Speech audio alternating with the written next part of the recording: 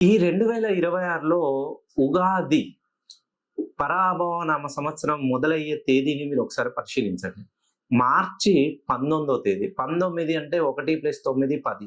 మళ్ళీ ఈ 2026 సంవత్సరాన్ని మొత్తాన్ని కూడితే వచ్చేది 2010 1.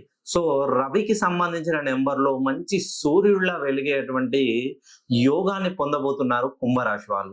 ఎవరైతే కుంభరాశిలో జన్మించారో వాళ్ళు ఉగాది తర్వాత ఊహించనటువంటి డబ్బు సంపాదించబోతున్నారు. మెయిన్‌గా వీళ్ళు పట్టిందల్లా బంగారమేనండి. ఎవరైతే కుంభరాశిలో జన్మిస్తారో వీళ్ళు ఇప్పటి వరకు వీళ్ళ జీవితంలో ఉన్నటువంటి సమస్యలన్నీ ఈ ఉగాది తర్వాత పటాపంచలవబోతున్నాయి. వీళ్ళు ఏది చేసినా కలిసి వస్తుంది. మెయిన్ గా విదేశాల్లో ఉంటూ పెట్టుబడులు పెట్టాలనే ఆలోచన ఉన్న వాళ్ళు ఈ ఉగాది తర్వాత మీరు జన్మతః కుంభరాశిలో జన్మిస్తే ఒక్కసారి మీ ప్రయత్నాన్ని ముమ్మరం చేసి చూడండి. సుమారుగా నా దగ్గర 2023లో సతీష్ అనే ఒక అబ్బాయి వచ్చాడు. ఆయన మధ్య తరగతి కుటుంబం. వాళ్ళ అమ్మ నాన్న ఒక చిన్న విలేజ్ లో ఉన్నవాళ్ళు. వాళ్ళ నాన్నగారు చాలా కష్టపడి ఈయన్ని యూజీ పీజీ వరకు చదివించారు. వాళ్ళ నాన్నగారి కోరిక ఏంటంటే ఈయన మంచి ఒక గవర్నమెంట్ ఉద్యోగంలో నా కొడుకు ఉండాలనేది ఆయన కోరిక. ఆయన నా దగ్గరికి 2022లో తీసుకొచ్చినప్పుడు నా కొడుకు ఒక గవర్నమెంట్ ఉద్యోగం వచ్చేలా చేయండి.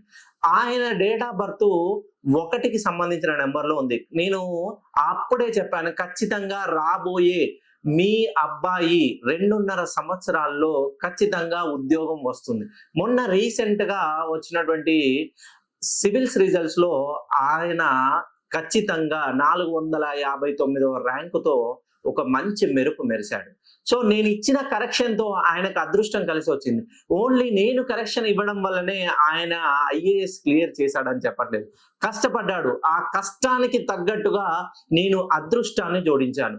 ఎవరైతే కుంభరాశిలో జన్మిస్తారో మీరు మీ ప్రయత్నాన్ని ముమ్మరం చేయండి. మెయిన్ గా ఉద్యోగ పరంగా, వ్యాపార పరంగా, టెక్నాలజీ పరంగా, రీసెర్చ్ పరంగా ఇప్పటి వరకు మీరు ఏది చేసినా కలిసి రావట్లేదు. ప్రతి వ్యాపారంలోనూ నష్టం.